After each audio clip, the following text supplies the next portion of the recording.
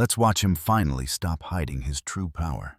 The moment my 7 magic seals totem erupted, the main family elders literally shivered in pure terror. You see, in our entire clan history, no one had ever possessed more than 6 wings. In the continent's strongest family, Elheim, every single child is born with a unique symbolic totem of their own, a destiny-defining emblem. The more wings you have, the greater your magical potential. But in my past life, my war god father plotted to steal my legendary 7-winged power. He disguised me as a powerless loser, leaving me to suffer constant humiliation while I remained completely in the dark. To repay him for raising me, I trained day and night, pushing my swordsmanship to the absolute limit. I eventually became the strongest swordsman in the family. But during a crucial mission, the elite squad I led was completely blindsided and ambushed. Now pay attention here, because we fell right into a deadly, highly coordinated enemy trap. And the only person who knew about our secret mission was my own father. Dragging my heavily wounded body back home, I stood before him and demanded to know why he betrayed us. But my father only stared back at me with cold contempt and utter disgust. He told me I was nothing but a tool to him, and now it was simply time to throw me away. Hearing that, I stopped hesitating. Grasping my sword, I lunged forward like a bullet, aiming straight for his throat. But my strike fell short.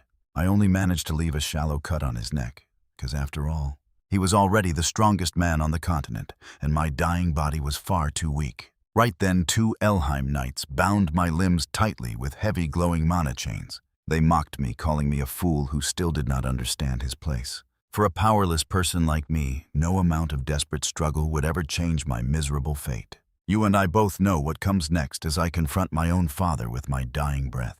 I demanded to know why he even bothered bringing a completely magicless orphan like me into his grand home. He stepped forward with a sneer, telling me he never cared about my existence from the very start.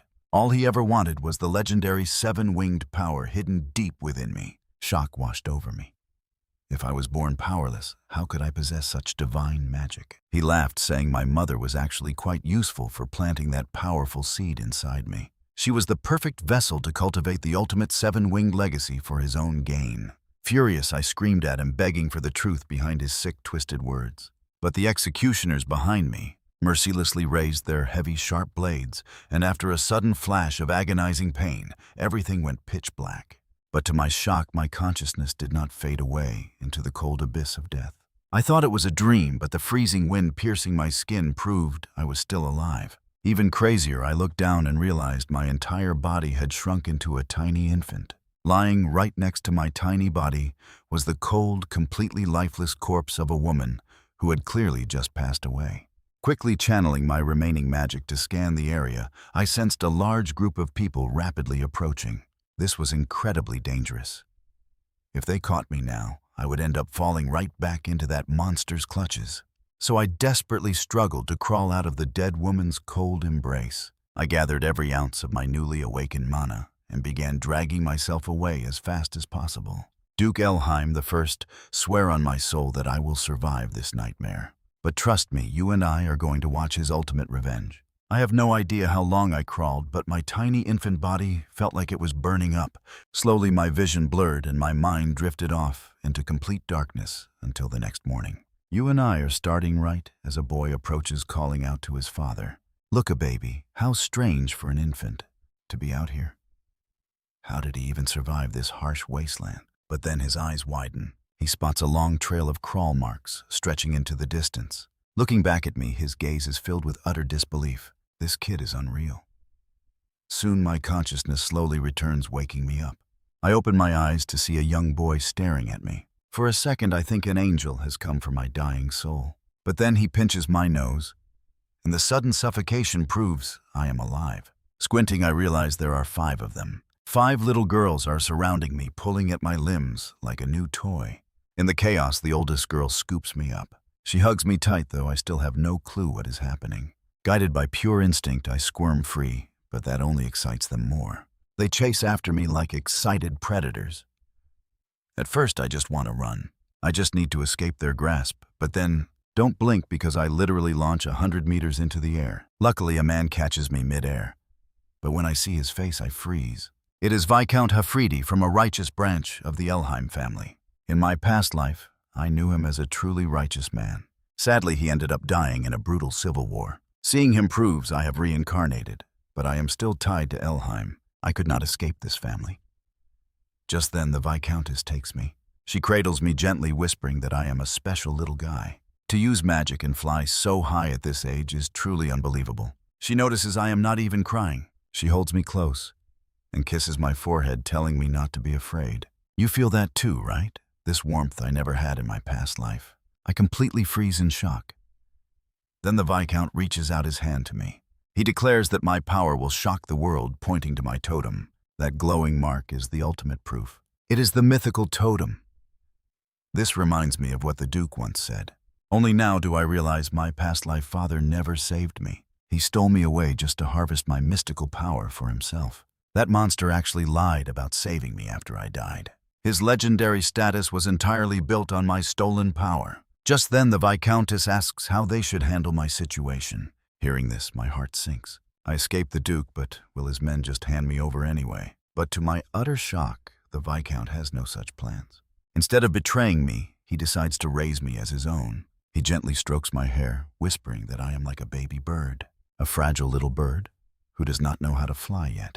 Until he can stand on his own and trust me, his journey is just beginning. You and I are about to see how this pure family kindness caught our hero completely off guard, and the warmth of a real family that I had never felt before. But just then, the 5 girls eavesdropping outside accidentally tumbled onto the floor. We were just worried about that baby, so we just had to listen at the door. Looking at his 5 adorable, mischievous daughters, the kind Viscount found it absolutely impossible to stay angry. His eyes were filled with nothing but pure warmth and unconditional love. Before we know it, 10 years fly by in a flash. That annoying little girl who used to pinch my nose has grown into a stunning young woman. And today, we are joining our father as we head deep into the territory of the main Elheim family. You see, every single year, the powerful Duke hosts a massive family gathering. It is the perfect stage for all his subordinate branches to show off their power. But our arrival immediately stirs up massive gossip and whispers. People are sneering that the Viscount randomly adopted some mysterious boy from God knows where. After all, he only had 5 daughters and never managed to produce a proper family heir. Seeing my silence, my sister Arfin quickly steps in to comfort me. She tells me to ignore their toxic words, warning that showing any weakness here will make everyone look down on us. But I can easily see right through her. Despite her brave words, her own tiny fists are trembling with fear. Now watch carefully, because our father is about to lay down the brutal reality of our family's standing. Specifically to witness this harsh truth. Tell me, Aster, are you disappointed by what you see? He asks, but I just look back with absolute confidence and say, I am not disappointed at all. In fact, I am going to completely crush every other family. Seeing me stand so tall and incredibly confident, my adoptive father cannot help but burst into a proud, hearty laugh. Back in my past life, I had lost my memories, which led to a disaster during my first assembly. I was horribly humiliated. But you and I both know our overpowered main character isn't letting that happen again. This time I will utterly crush every single one of them. Then my eyes lock onto those 2 arrogant brothers from the Elheim family standing by the window. In my past life, they constantly tormented and humiliated me, and they were even the ones who brutally ended my life. Just you wait, because this time, I will grind you both into the dirt. Soon enough, the massive family assembly gets underway in full force. Down on the dueling stage, warriors from different branch families take turns sparring, while up in the stands, Arfin complains that the whole arena feels incredibly heavy and suffocating. No wonder my other sisters, who usually love crowds, flat out refuse to come here. Meanwhile, my own expression starts to grow darker by the second. Watching the battles play out on stage drags up all the bitter, painful memories of my past life's humiliation. Suddenly, Arfin leans close and snaps me back to reality, teasing that she never expected to see me actually look nervous. But she adds that it makes sense, since this is my very first time attending a major gathering hosted by the Duke's family. but I quickly tell her that I am not nervous. It's just that this place, Aster, makes me feel a little nostalgic. Hearing my strange response, Arfin looks completely confused about why I would say something so weird. But before she can press further, Father suddenly turns and says that he has to attend the high-level council meeting, so I need to keep a close eye on Arfin and make sure she doesn't cause any trouble. Hearing this, Arfin puffs up her cheeks and angrily retorts that she is actually a year older than me, so the big sister taking care of the little brother, I just smirk and tell her it's because she's incredibly clumsy. After that, Father gently reminds me that there are plenty of kids my age at this gathering, and he hopes I will use this rare chance to build some valuable connections. But his expression turns serious as he warns me never to let anyone find out that I possess the 7 seals. I appreciate his care, but you and I know these snakes aren't here to make friends. Let's dive into this gathering where making friends is basically impossible, because everyone wants to stand out. They only care about shining above everyone else. Naturally, they see everyone as an enemy, especially when it comes to a highly controversial adopted son like me. Since I was already their prime target, I decided to walk straight up to those arrogant brothers. Seeing me approach, Dallas sneered and asked mockingly who I was. "Who are you anyway?" "Nice to meet you. I am Aster. I saw you earlier. I just wanted to come over and say hello." But right then, Garyon chimed in to warn his brother. "Hey, that is the trash adopted by the Viscount family." Hearing that, Dallas burst into a loud, mocking laugh. "You really have some nerve. How shameless can a mere adopted stray be actually daring to show his pathetic face in front of me? In my past life, these 2 absolute jerks relied on their status as Elheim heirs to constantly oppress others. Pay close attention here. In my past life, these guys terrified me. But now, totally different story. To me, they just look like loud toddlers playing house. Suddenly, Alfin stepped right in front of me. She told me that since we already said hello, we should leave this place as fast as possible. But Dallas only grew more arrogant. "Look who we have here." "Alfin, why are you hiding behind your father like a scared little girl? Since you are here, sit down with me. Consider this a direct order from the future heir of the Elheim family." But Alfin did not flinch. She stood her ground and immediately rejected his ridiculous and offensive demand without hesitation. "The main family and branch families are not master and servant, so we have no reason to obey you." With those words, she grabbed my arm and tried to pull me away from this trouble. But Dallas sneered, mocking us. "Your father was supposed to be a great knight, right? Yet he could not even protect the king and ended up losing his arm to his own brother. I am so glad my father is not a pathetic loser like that." Hearing her father insulted as a complete failure, Alfin lost her composure and rushed forward to defend his honor. She was ready to demand an apology for the disrespect shown to her family. But the cruel Dallas simply spat a mouthful of wine directly at her. It splashed all over her head as he spat. "Remember your place. This is the Grand Elheim estate. A lowly branch family from a Viscount household has no right to act proud in front of me." Tears of absolute humiliation streamed down Alfin's face, yet she was completely powerless against these arrogant, high-ranking nobles. "I know what you're thinking, and yes, our main character has officially reached his absolute limit." I casually snatched a glass wine bottle from a nearby noble and threw it directly towards Dallas with extreme force. As he caught the bottle with a completely confused look on his face, I moved like lightning. I drew my sword and sliced the bottle clean in half while he held it. The red wine exploded out of the shattered glass, completely soaking Dallas's smug, arrogant face. "Is this really the best the heir of the legendary Elheim family can do? I thought you were stronger. I honestly expected you to block that easily.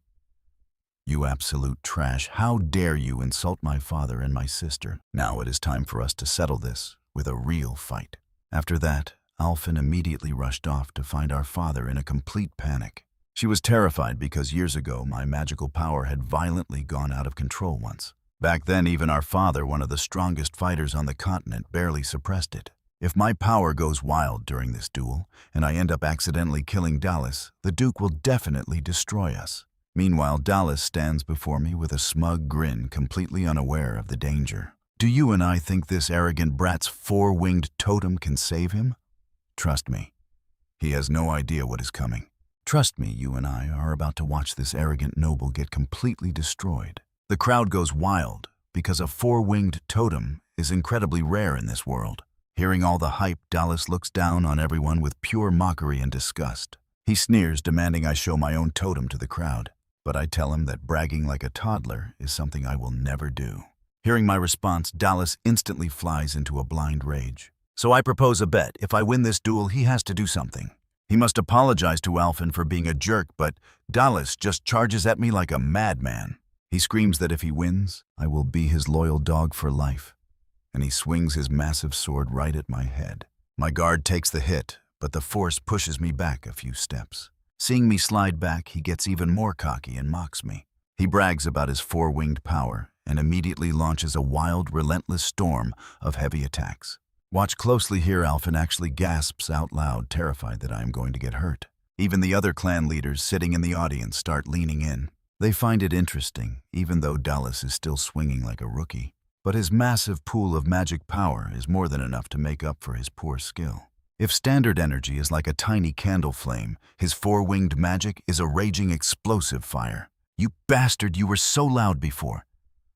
But now you can only run away from me. He has absolutely no idea that I am effortlessly blocking and neutralizing every single strike. I easily deflect his final blow, and Dallas leaps high up into the air. He prepares to unleash his full power, but is shocked to see me standing there, completely relaxed. I easily parry his absolute best move without breaking a sweat. Dallas's smug face instantly vanishes, replaced by a look of sheer panic and confusion. You and I both know he talks too much, so I tell him it's my turn to attack. I send him flying with a single slash and casually pressure him using just one hand. Dallas completely panics, stumbling backward with absolutely no way to defend. I suddenly put real power into my next swing, and the heavy impact completely crushes him. He tries to resist for a second before falling miserably to his knees.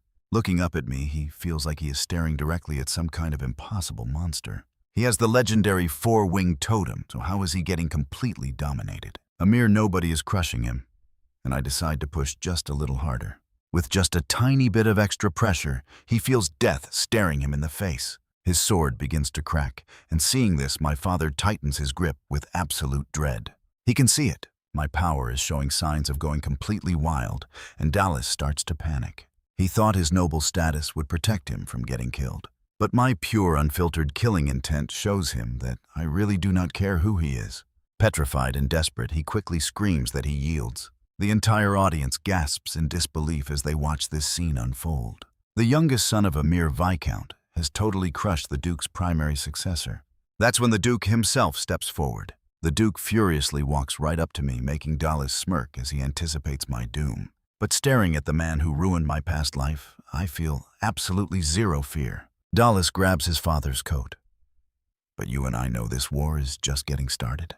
Trust me, you'll love watching this spoiled brat beg for revenge. Bastard. He is just a Branch family's adopted son, daring to defy our orders. Teach him who truly rules this world. But the Duke instantly impales Dallas's hand with his sword, leaving every noble present shivering in fear. No one expected him to be this ruthless to his own son. He is just a complete and utter fool. As the loser of this duel, how dare you still stand here, spouting nonsense? Do you not realize you have dragged our family's reputation into the mud? With that, he raises his sword again. An idiot who cannot even get revenge has no right to hold a sword. But suddenly I step right in front of his blade. Do not misunderstand, I am not saving him. We agreed before the fight that if he lost, he must apologize to Alfin once he does do whatever you want. Hearing this, the Duke glares with pure rage. You are just an adopted son. Do you really think you belong to Elheim? But pay attention, I proudly claim my adoptive family. Even without sharing any blood ties, I have already learned a knight's pride and family honor from my father. Hearing this, the Duke glances back at the Viscount behind him, but he will not let this slide. Even if you are part of this family, you disgraced our main house. Do you think my 12,000 knights will just let this go? Every mistake has a price to pay. Back then, because your father failed to protect his lord, he lost his entire arm. Now he moves his sword closer to me. What price will you pay? But I calmly tell him, this is not some simple family squabble, but a real duel. I only use my sword to answer his insults against my father. Those who cannot seek revenge have no right to hold a sword. You saw how I threw his own words back at him, right? The other family heads are stunned. This kid is only 10, yet he shows such incredible courage. Hearing this, the Duke goes silent and turns around, sheathing his blade. Just when everyone assumes he is letting this go, he suddenly strikes, blasting me back dozens of meters. Alphine bursts into tears at the sight while my father recklessly draws his weapon and charges. Roderick, you bastard. What do you think you are doing? Their heavy blades instantly clash together, making sure the Duke cannot strike again. My father rushes over to my side, but the sight completely freezes him in place. In my hands, my shattered sword had actually fully blocked the Duke's surprise strike. Seeing my gaze still burning, with pure unyielding defiance, the Duke scowls and storms off. My father quickly rushes forward to hold me. Father, I kept my promise and protected Alphine, and I did not show my 7 seals. Yes, my boy, our family is so proud of you. Today everyone will remember your name. Later, at the mansion, an elder mocks him. Roderick, you were incredibly childish attacking a kid. Trust me, you'll want to see what happens next. You and I are looking at the Duke calmly, claiming that kid will ruin their entire reputation. But some elders are still feeling incredibly anxious and worried. Because of my existence, the Elheim family might lose the boundary between main and branch, dividing them completely into 2. But to that, the Duke replies that a chaotic era is coming, and even the whole world might split. He admits that kid deserves attention. Meanwhile, although my 7 wings hold limitless power, I still cannot control this violent mana. One tiny slip, and it will explode. All I can do is push the limits while staying sane. I need to test the boundary of this power, but before I could even get serious, the elite knights are already flat on the ground. Then Alphine approaches. He tells me that father has something incredibly important to hand over. Just as I turn to leave, I notice the clothes he is wearing. Hey, didn't you say this training uniform was ugly and that you hated it? Why wear it now? Alphine calmly replies that his experience at the meeting made him realize he can't be weak anymore. He can't hide behind me forever, looking straight into my eyes. He says we must train together from now on so we can both get stronger. With that settled, I head straight over to my father's room. My boy, it has been 10 years since you joined this family.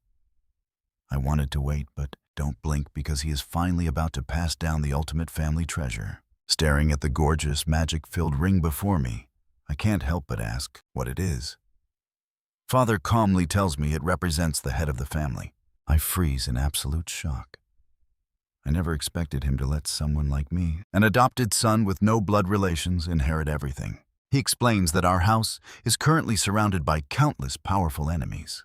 Because of that, they cannot leave the successor's seat vacant forever. So I ask my father, won't my sisters object? He says he will explain it on his next academy visit. Hearing that, I can't help but let out a bitter laugh. They definitely won't like it. After all, they are your true blood kin, especially. If Sister Kudu and Sister Alpha find out, trust me, they will lose their minds. Father looks troubled because it is true, especially for Kudo, his second daughter, whose lifelong dream was to lead the house. That's why I immediately decline. I cannot accept this. Right now, I can't even control my mana, and I almost killed my sisters before. How could I deserve this position? Hearing my words, Father smiles with immense relief. In his heart, he is glad he didn't choose the wrong successor. He says I always surprise him, acting so mature just like an adult. Since I won't accept the family ring right now, he hands me an ancient sword instead. Seeing this, I am completely stunned. This is the legendary Devouring Magic Sword. It can actually suppress my 7 wings power. To test its strength, Father takes me deep into a dense remote forest. I find this. But what do you and I think? Is there a hidden danger waiting in those woods? Watch closely, his father simply explained. This is just a precaution. Back then, with just ordinary weapons, I left the training room absolutely riddled with holes. Then, biting off the magic seal, Father uncovered the sword. But looking closely, I gasped. It was a broken sword with absolutely no blade. Yet Father calmly channeled his mana into the hilt. In an instant, a blade of pure energy materialized, capable of releasing massive, devastating magic bursts. But this weapon demands everything from its wielder. A mediocre mage would explode instantly from the feedback. Even I cannot use it freely. Handing the sword over, my father asked, "Do you want to try?" I didn't hesitate. I grabbed the Devouring Magic Sword, and the moment I held it, I felt an endless wave of mana rushing into the blade. Soon a violent storm of energy wrapped completely around my body. Now watch this. A massive pillar of magic erupts straight into the sky. The nearby knights shivered in terror, thinking a giant meteor was crashing down. But Alphine wasn't surprised at all. She knew this was business as usual. "Aster must be doing this," she muttered. Meanwhile, I stared at the broken blade, thinking to myself, this is a truly terrifying weapon. Next to me, Father stood completely frozen. He always knew his son possessed limitless potential, but he never expected him to be this ridiculously powerful already. Then, with absolute seriousness, my father warned me never to let anyone find out about my 7 magic seals. In the entire history of Elheim, no one has ever surpassed 6 seals. If the world finds out, it will only bring endless hatred and jealousy. Worse, they might even try to target me in the shadows. You and I both know he's right because, in my past life, the Duke brutally snatched away my 7 seals. Then my father reached out, saying, "My child, get stronger while there is still time." I solemnly promised him that I would fully master this Devouring Magic Sword and wield my seals. A few days later, hearing the news, Alpha and Kutong rushed home. "My cute little sisters come into your big sister's embrace." However, the Foley twins bypassed her entirely and jumped into Alpha's arms. "Sister Kutong, you always mess up our hair, so we don't want hugs." Hearing this, Kutong felt guilty. I completely follow the path of chivalry. A true knight is never so rude. Then she noticed quiet Alphin standing nearby. Charging forward, she hugged her tightly and began rubbing Alphine's hair instead. Suddenly, Alpha asked, "Where is Aster? Why haven't I seen him?" Hearing this, Kutong's expression instantly cooled down. She is extremely proud. Hearing her younger brother would become the heir made her feel deeply frustrated and angry. She was outstanding, so why must a brother inherit just because of his gender? Meanwhile, I was still completely focused on practicing with the magic sword. Although my power soared, I still couldn't fully control this wild power, and that's where we leave Kutong slowly approaching. "All right, you and I are about to see how intense a family reunion can really get." She remarks that I've grown up, but mocks me for ignoring my own sister's return. She asks if I think I'm too special to greet her, completely disregarding the family. Hearing her sharp words, I quickly apologize and explain that my training demands my absolute undivided attention. I have to stay completely locked in the entire time. That's why I didn't notice her return. But then I spot a prestigious Knight Academy badge on her chest.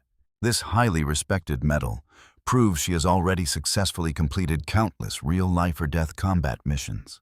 The lady remains completely unfazed, coldly stating that if she couldn't even achieve something this simple, she would never be fit to inherit Father's title. She then mentions hearing an interesting rumor about me. She directly asks if I rejected the successor position just because of her. Hearing her blunt, cold question, I instantly feel incredibly awkward, never expecting Father to leak all the private details of my refusal to my sister. Now watch closely. This is a massive headache for me, and she won't even give me a chance to explain. She simply draws her weapon and steps right up to a massive tree.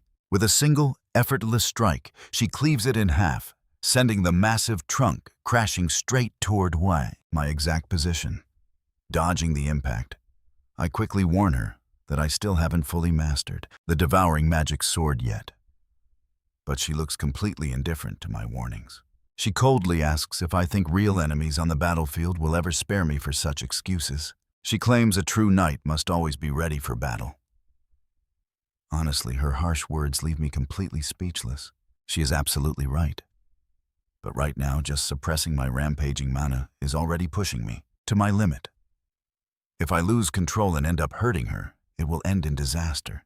But before I can even process this, She charges straight at me with overwhelming, terrifying killing intent. I can easily sense that she is genuinely playing for keeps. If I don't fight back right now, she will absolutely critically injure me. Instantly, we clash in a brutal high-speed duel, tearing up everything around us.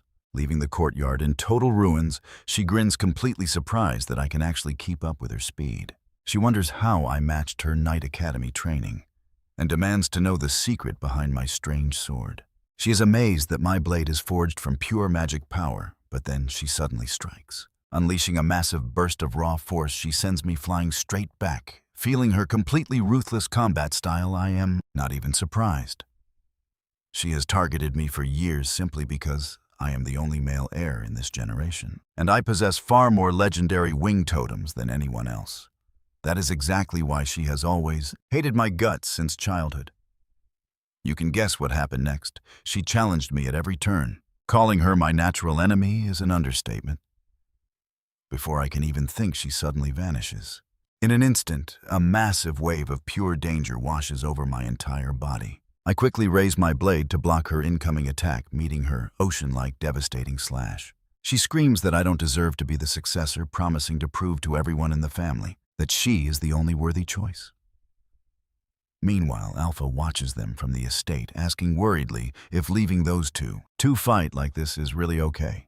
In the absolute worst case, one of them might actually end up dead. But to this, Father remains completely unfazed and highly confident. This is currently the absolute best way to handle this situation. Even though they are both incredibly reckless, they would never actually cross that line. Hearing his confident words, Alpha decides to trust them just like Father does.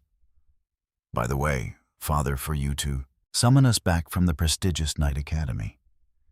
It definitely can't just be to discuss the successor issue, right? Hearing this, Father pulls out a mysterious letter and places it on the desk. Alpha's eyes instantly widen in shock because she recognizes the main Elheim family crest. And trust me, we are definitely not ready for the storm coming next. Let's jump back in. It seems my legendary performance at the assembly was just too impressive. It caught the attention of the family's core elders, and they ordered me to meet them. Seeing this, Alphen realized how incredibly dangerous this was, especially since the main house has always suppressed our branch family.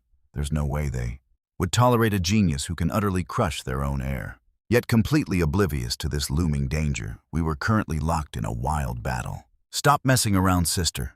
I already refused to become the heir, and you know it. So why in the world won't you just let this go? Why do you keep coming after me? But Kudo just sneered, making it clear that was exactly why she was so pissed. The title she'd kill for, I had just thrown away like garbage. With a furious roar, she swung her massive sword, bringing it crashing down on me. In that moment, it didn't feel like fighting a teenage girl, it felt like facing a wild beast. Acting fast, I used a deflection technique to slide her blade's lethal force off to the side, looking for a perfect opening to counterattack. But I completely underestimated how strong Kudo actually was, as an explosive wave of mana suddenly erupted from her body. The raw force sent me flying backward, smashing straight through several trees before I finally stopped. Aster, I am so incredibly disappointed in you. In our family, the number of wings on your totem determines your magic capacity. My 5 wings are 2 tiers lower than yours. Yet you keep running from a real fight. Sure, your swordsmanship is excellent, but only by combining mana and swordplay. Can you unlock true power? Don't you even know that basic rule? Or are you just terrified of losing control like 3 years ago? Watch closely because she hit a nerve. Hearing those words, a harsh realization suddenly hit me. During that past rampage, I had almost killed Kudo. Ever since that day, I had been unconsciously suppressing my own immense power. That was why I couldn't fully master the Devouring Magic Sword all this time. The culprit was my own fear holding my mana back. Meanwhile, Kudo was gathering all her mana for one final devastating strike. Aster, you have everything I've ever wanted. If you're too weak to carry it, I'll take it. But as her ultimate strike came rushing down, I countered it with a single effortless swing, leaving Kudo completely speechless. I know what you're thinking. How did he get so strong in an instant? It all comes down to her. It's all thanks to you, sister. You broke my shackles and finally woke me up." To her horror, Kudo realized I was rushing straight at her. But there was one problem. I wasn't using any mana to reform my broken blade. I was charging her head-on with nothing but a shattered hilt, making her assume that I had completely run out of magic energy. But she knew the Seven Seals possessed near infinite power. So this had to be a trap. She was right. I still couldn't fully control the Devouring Magic Sword, but I didn't need to. Instead of maintaining a full energy blade, I would channel every drop of my explosive mana into the exact moment of impact. The Seven Seals, the Devouring Blade, and this loving family are things my past life never had. Trust me, you and I are going to see him protect them all. All right, stick with me, because from here on, Aster is done holding back. Immediately, I raise my sword and charge straight at Kudo, but in a flash, I completely vanish. Before she can even react to my speed, I've already seized her opening and delivered a final decisive strike. Much later, Kudo finally gasps awake from what felt like a deep slumber. Looking at the familiar surroundings, she realizes she's somehow back in her own room. As she's sitting there completely confused, her older sister Alpha calls out from the window, saying, "You silly girl, you really slept for ages." Hearing this, Kudo immediately asks what actually happened. Since she had blacked out in an instant, she had absolutely no clue how she even got home. Alpha just grins and says Aster was the one who carried you back, and that kid actually claimed you fell asleep mid-battle, telling father that the long journey home must have exhausted you. As her mind clears, Kudo looks at her weapon knowing the truth. Now pay attention, because Aster actually said that just to save her pride. She remembers the final clash, fully expecting to get slashed down. But now, she realizes he dispelled his massive magic blade right before impact, leaving only a faint shockwave of mana. To think she fainted from pure terror, it's so incredibly embarrassing to admit. A small smile forms on Kudo's face. He might be younger than her, but no matter what, they are still family-bound forever. Besides, her little brother usually looks completely harmless. But let's be real, when he actually fights, he's terrifyingly overpowered. Shaking off the chill, she leaps out of bed, grabs her sword, ready to challenge him to another duel, but Alpha stops her, revealing that Aster has already left the mansion. Kudo gasps in shock, asking where he went. A formal summons arrived from the main Elheim family. The high and mighty Grand Elders demanded to see Aster in person, so father already took him and departed. Shock instantly washes over Kudo. Those reclusive elders never get involved. Summoning Aster now is definitely bad news, especially since he recently humiliated the Duke's heir and dragged the Elheim family name through the dirt. Meanwhile, on the carriage, father begins explaining who these elders really are. They are legendary, retired powerhouses with immense influence in the kingdom. Because they pull all the strings, people call them the rulers of the shadows. Viscount Hafridi sighs heavily at this. For over 10 years since he adopted Aster, those elders never cared. So why target him at this exact moment? Hearing this, Aster calmly states it's likely due to the family assembly. To those stubborn old relics, the family's reputation is more valuable than life itself. And anyone who dares to disgrace the name gets fed straight to the beasts. And honestly, you and I are probably wondering the exact same thing. Trust me, my words were so incredibly accurate as that terrifying beast was. Indeed, the elders' go-to method of torture. Because of that, I could only awkwardly admit that I merely overheard some rumors during the family assembly. Hearing that my father dropped the subject, he then asked if leaving like this, without bidding farewell to your sister, Totem, was really a good idea.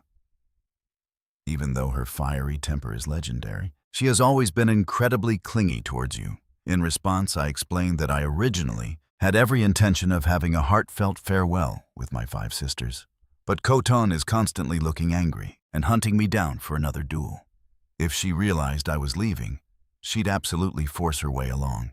I reached down to touch the Devouring Magic Sword at my waist. Honestly, thanks to her brutal training sessions, I have finally begun to grasp how to properly control my own surging magical energy.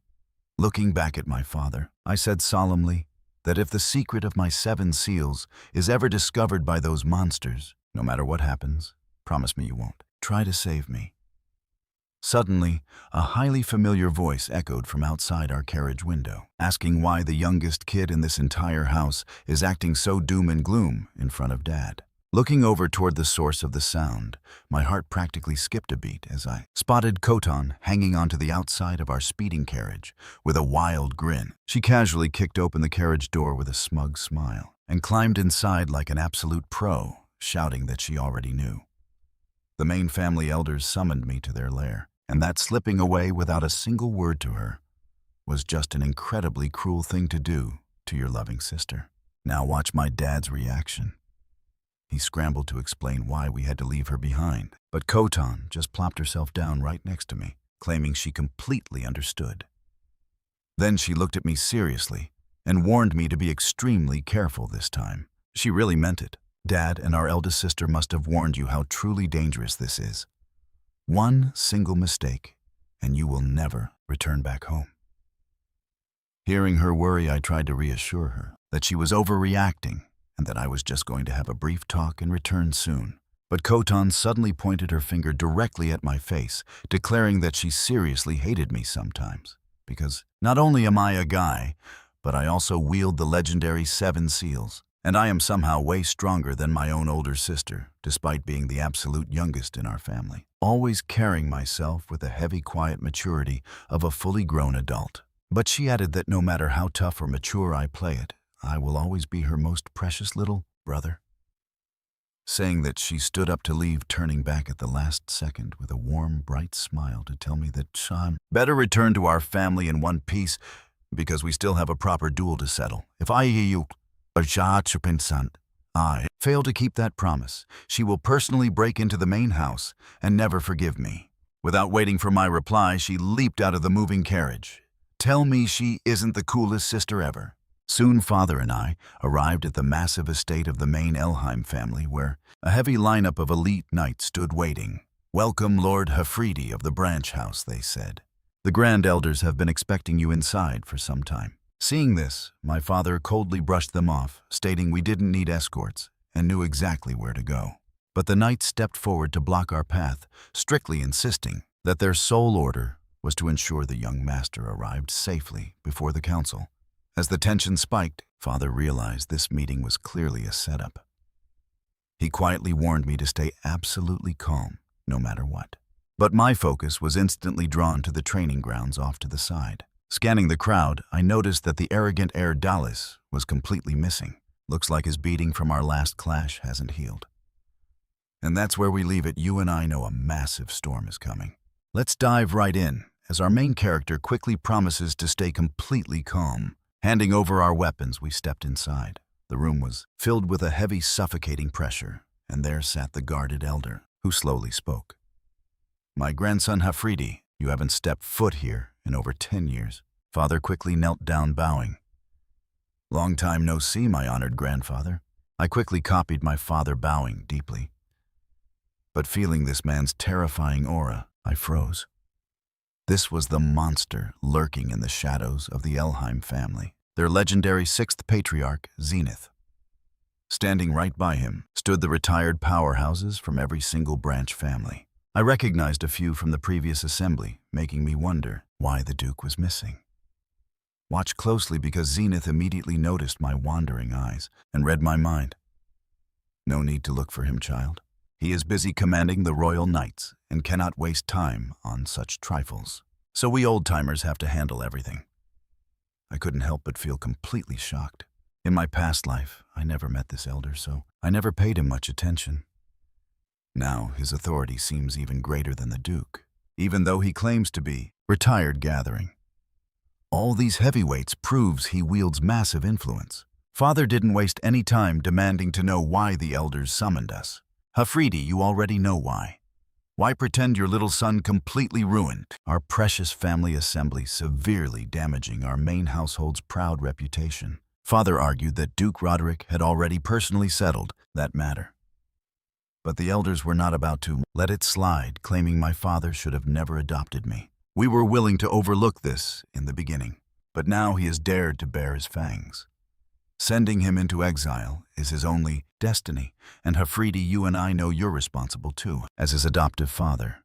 Hearing this, I quickly stepped forward, shouting that this was all my doing, not my father's, but father just silently shook his head at me. Then the elders sneered, calling me classless for interrupting their conversation. Do you know the 12,000 knights of Elheim are not a unified group? Hungry tigers watch our seat. We are only worried you will become a threat. Then he suddenly slid a cold sword over to my father. You failed the king, so Roderick cut off your arm here. Now prove your loyalty. If you cut off his head and kill your own son, I will forgive you. But before he could finish, my father cut him off. I would rather take his punishment than kill my own child. Hearing this, I was stunned, and honestly, who wouldn't be? Before arriving, my father kept reminding me to stay calm. But now, his reckless decision threw all calmness aside. Suddenly, the elders' killing intent exploded. Hafridi, do you understand? Let's dive in as they threaten me with death and warn me of what's next. They warn that my wife and daughters won't be spared either as countless armored knights rush forward under the elders' strict orders.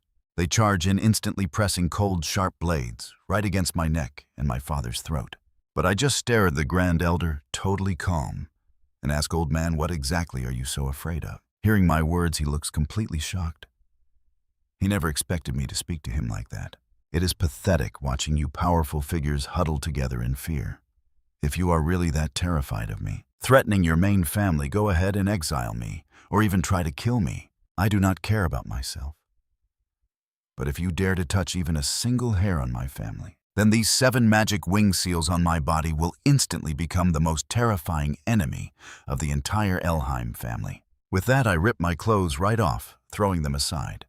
The knights standing closest to me gasp in sheer disbelief, their jaws dropping to the floor because they discover my wing totem has... Wait, you and I are actually looking at 7 wings here. Old man, I highly advise you to think very carefully about what you are going to do next. The rest of the elders stand there completely frozen, unable to process what they are seeing. But they can feel that heart-stopping, terrifying pressure. It is without a doubt the real deal. The legendary 7 wings of willpower. Grand Elder Zenith stares blankly for a long time before finally snapping out of it. He asks Kid, do you have any idea what kind of power this totem you showed us actually holds? Not bothering to act humble, I speak up arrogantly. The more wing totems someone possesses, the more shocked people get. Hearing my explanation, a representative from one of the branch families bursts out laughing and starts clapping his hands. He says, my bad, my bad. But this kid is truly full of insane surprises. No wonder he was able to block that deadly attack from the Duke earlier. So he possesses the legendary 7 magic wings. Hearing this, the intense killing intent in Zenith's eyes completely fades away. Since ancient times, these wing totems have been known as supreme vessels for generating pure mana. And through bloodline inheritance, the human race has continuously refined and strengthened this incredibly unique and powerful source of strength. But let's pause for a second. Over 10,000 years, nobody ever reached it. No human has ever manifested 7 wings. The only exception in history is the race with endless lifespans, the legendary elves. Hearing this, I immediately catch on to his theory. I look at him and ask, are you suggesting I have elven blood? And Zenith does not deny it at all. He says if those 7 magic wings of yours are real, it means you are an elven descendant. Upon hearing this, my adoptive father is completely stunned. He rescued me from the freezing snow years ago and never once imagined I could carry the mythical elven bloodline. But I have no interest in wasting time arguing about my origin story with these greedy elders. I am a proud child of the Viscount family, so my original birth status does not matter. All I want to know right now is whether you old men are truly prepared to make an enemy out of me. If you actually kick me out of the Elheim family, there will be countless other groups, eagerly waiting to welcome me with wide open arms, and many of them are Elheim's most bitter and direct rivals. For elders like you who are constantly terrified of a sudden rebellion, I am already a massive threat. In fact, I am probably even more dangerous to you than Duke Roderick himself, which means you should be desperate to keep me close. Hearing this, the elders start to sweat bullets, because every single word I just said is completely and absolutely correct. Although the Elheim family is incredibly massive, they are far from united on the inside. Various powerful branch factions are always clashing violently with one another, desperately fighting to claim the absolute highest seat of power. And trust me, You and I are about to see how this internal struggle explodes into a massive civil war. To rewrite my father's tragic future, you and I are diving into this dangerous game. I must figure out who are my allies and enemies, no matter the risk. Finally, after a long silence, Zenith speaks up. Little brat, do you really think you are that valuable? The 7 seals only exist in legends. No one can prove your totem is real. But I do not back down. If you think it is fake, then go ahead and execute me. But the family will lose their strongest future warrior. And if I somehow survive this, a war will break out between us. I stare directly into her eyes. Now pay attention here. I am baiting her, even though a slip-up means death. She could easily execute me and my adoptive family. Suddenly, Count Metz steps in. He stands up and suggests a trial. Let him face a trial. Do we not want to see his legendary power? The mighty Elheim family must have the perfect testing ground. I quickly realize that although Count Metz is calling for a trial, he actually wants to help. He is giving me a golden chance to show off my power and completely shut those stubborn elders up. Zenith agrees. If you want us to believe, you little brat, then show us a power that completely crushes everything. She immediately takes me down to a pitch-black dungeon. This was a shelter during family crises, but it has been empty for years. So we raised a terrifying magical beast down here. Your trial is to defeat it. My father watches, and I know what you are thinking. Yes, my father is completely panicking. He begs me to keep my 7 seals hidden no matter what. But I cannot hide forever, especially when they are targeting my family. Father goes silent.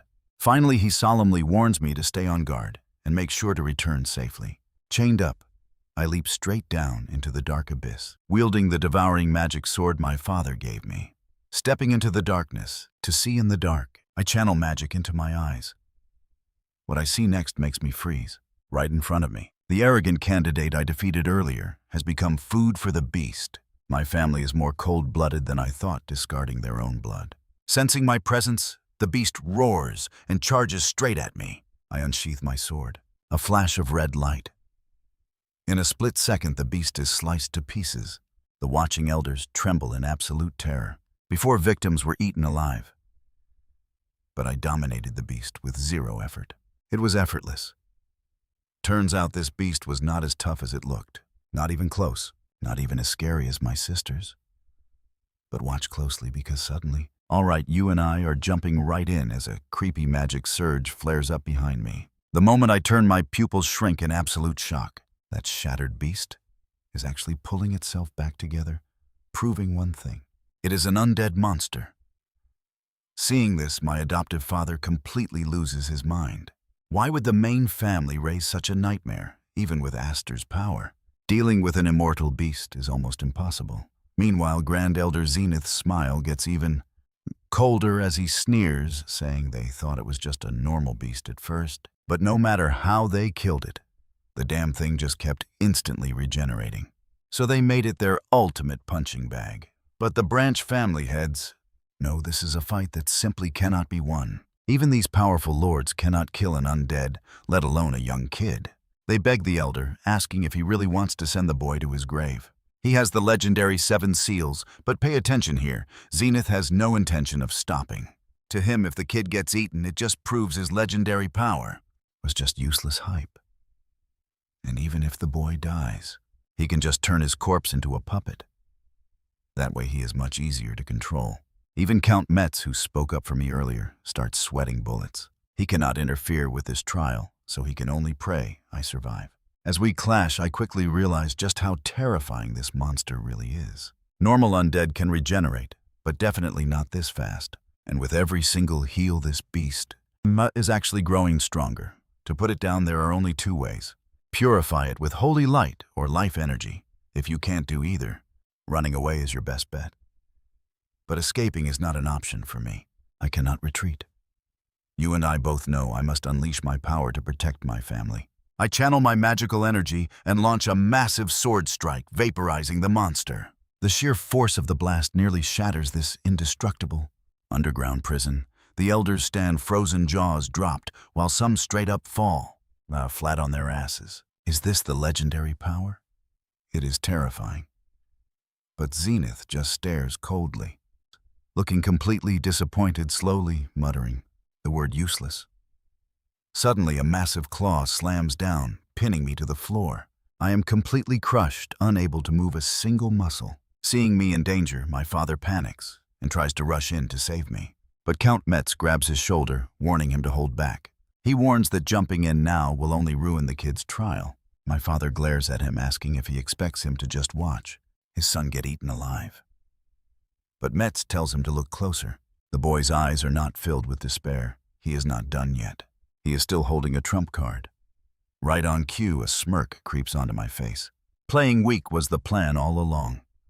I gather my mana into my Devouring Sword and unleash a massive surge of energy. In a flash, the glowing blade pierces straight through the beast. But I am not stopping here. I channel even more destructive energy directly into the blade. And trust me, you and I are about to see this monster get torn to absolute shreds. My father gasped in shock, recognizing the move he once taught me. But my upgraded version was no longer just a simple magic blade.